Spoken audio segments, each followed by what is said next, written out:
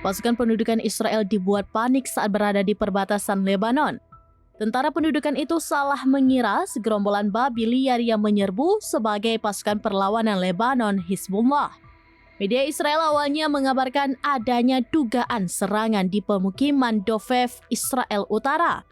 Menurut media Israel, para pejuang Hizbullah berusaha menerobos masuk ke pemukiman tersebut.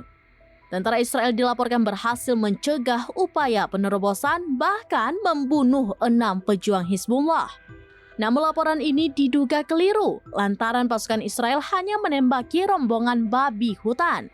Mengutip Tribunnews.com pada Senin 7 Oktober 2024 dilaporkan babi-babi itu kerap menyeberangi perbatasan antara Lebanon dan Israel.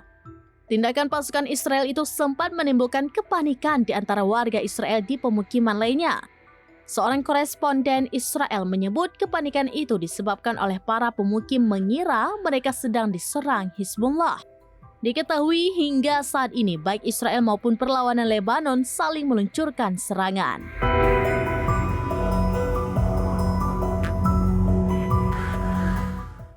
Download Tribun X sekarang, menghadirkan lokal menjadi Indonesia.